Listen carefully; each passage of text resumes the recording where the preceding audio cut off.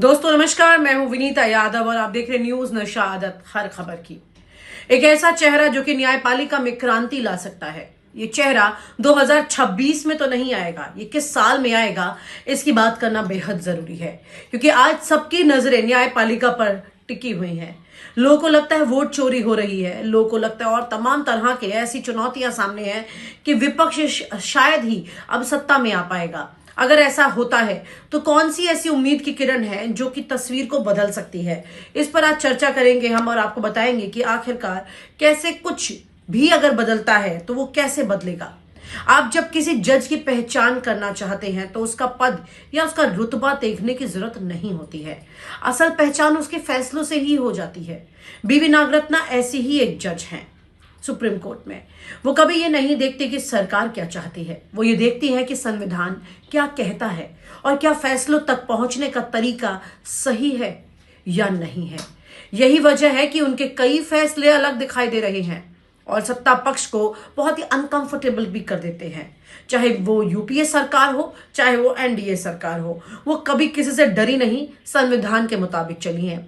नोटबंदी वाले मामले को ही ले लीजिए, सुप्रीम कोर्ट ने बहुमत से इसे वैध ठहराया, लेकिन नागरत्ना ने एक ऐसा अलग सवाल उठा दिया। उन्होंने कहा कि यह फैसला सही हो सकता है, लेकिन क्या इसे संसद की अनुमति और चर्चा के बिना लिया जा सकता है? उनका सवाल नतीजों पर नहीं, प्रक्रिया पर था। यही वजह है कि उनका डिसेंट इतना खास माना गया।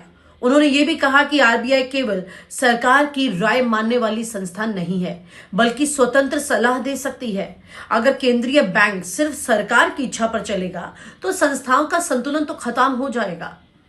ये टिप्पणी सत्ता के लिए असहज करने वाली थी, लेकिन लोकतंत्र के लिए बहुत जरूरी। नरेंद्र मोदी सरकार पर सवाल उठाया था इस जज ने, सीधे सीधे बिना डरे। फिर हिजाब वाले मामले को देख लीजिए। पूरे देश में लोग दो हिस्सों में बटे थे, धर्म बनाम राज्य, लेकिन नागरत्ना ने इसे शिक्षा के अधिकार के नजरिए से देखा। उन्होंने कहा कि यह मामला कपड़े का नहीं है, बल्कि किसी छात्रा को पढ़ाई से दूर रखने का है। उन्होंने साफ कहा कि अनुशासन के नाम पर शिक्षा तक पहुंचने वाले बच्चों को रोकना गलत है। यही सोच उन्हें बाकी जजों से अलग बना देती है। वो सिर्फ कानून नहीं पढ़ती, संविधान की भावना को पढ़ती है। सरकार को नहीं देखती कि कौन सत्ता में बैठा है, वो देखती है फैसला किसके लिए सही होने वाला है। इसके अलावा कई और मामले हैं जिनमें उन्होंने साफ और मजबूत निर्णय लिए हैं, जैसे सरकारी नीतियों पर न्यायिक समीक्षा की सीमा, नागरिक स्वतंत्रता और व्यक्तिगत अधिकार। उन्होंने बार बार कहा कि जेल अपवाद है, जमानत एक नियम है, विरोध और असहमति लोकतंत्र की ताकत है। उन्होंने ये भी दिखाया कि राज्य सरकारें कानून व्यवस्था के नाम पर नागरिक अधिकारों को अनलिमिटेड टाइम तक सीमित नहीं रख सकती, अनिश्चित काल तक सीमित नहीं रख सकती। ऐसे फैसले उनके पूरे करियर में देखने को मिलते रहे हैं, जो उन्हें एक स्पेशल जज बनाते हैं।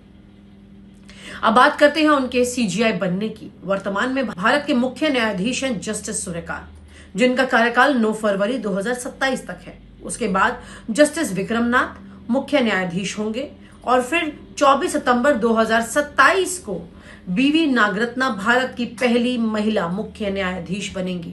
उनका कार्यकाल 36 दिनों का होगा, क्योंकि 30 अक्टूबर 2027 को वो रिटायर हो जाएंगी।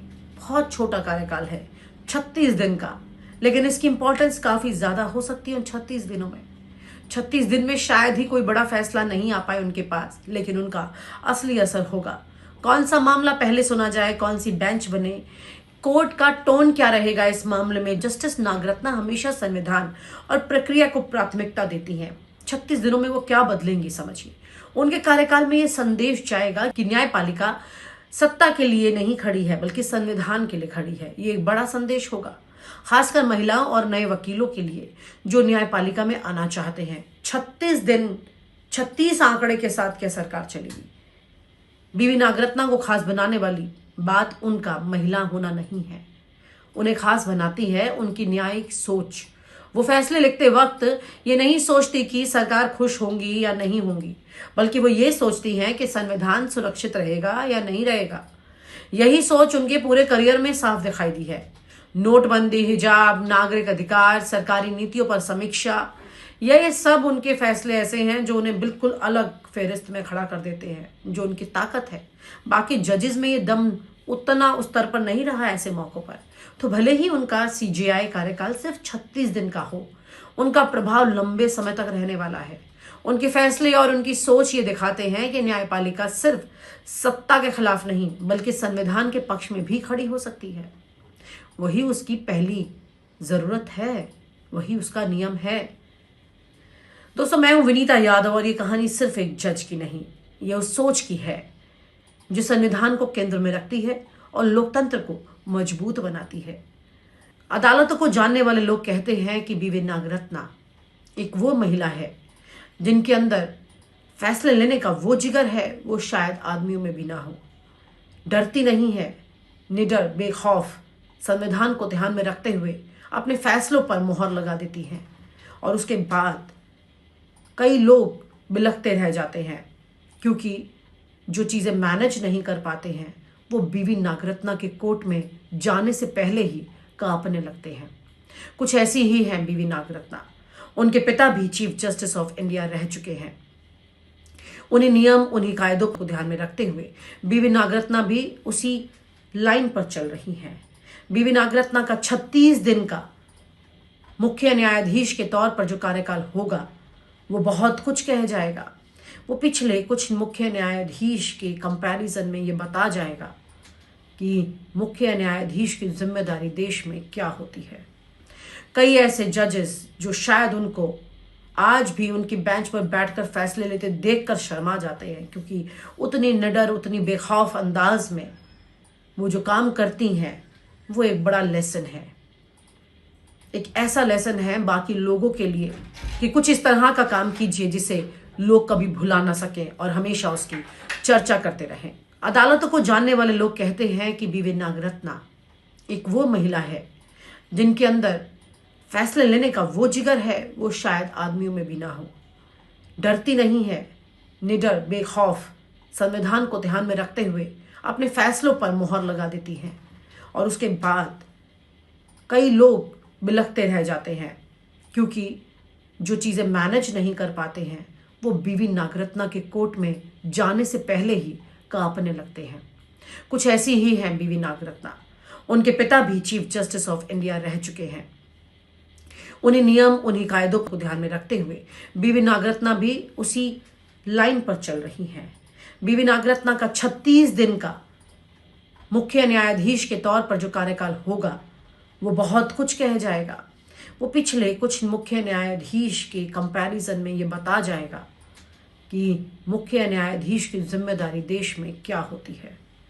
कई ऐसे जजेस जो शायद उनको आज भी उनकी बेंच पर बैठकर फैसले लेते देखकर शर्मा जाते हैं क्योंकि उतनी निडर, उतनी बेखौफ अंदाज में वो जो काम करती हैं वो एक बड़ा लेसन है। एक ऐसा लेसन है बाकी लोगों के लिए कि कुछ इस तरह का काम कीजिए जिसे लोग कभी भुला ना सकें और हमेशा उसकी चर्चा करते रहें।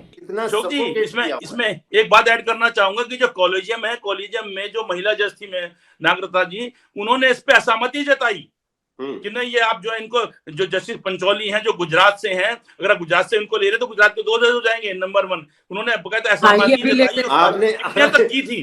कितनी बड़ी बात है ये। आपने अच्छी बात बताई। मेरी किसी जज से ही बात हो रही थी तो उसने कहा, अशोक क्या बताएं यार, हमारे सुप्रीम कोर्ट में एक ही मर्द है। हाँ, एक ही मर्द है वो महिला है। एक ही मर्द है वो महिला है। हमारे सुप्रीम कोर्ट एक ही मर्द है वो महिला है। और आप हमसे जुड़े रहने के लिए सब्सक्राइब करें YouTube पर, फॉलो करें Twitter पर और लाइक करें Facebook पर। और ज्यादा जानकारी के लिए आपको टाइप करना होगा सिर्फ न्यूज़ नशा।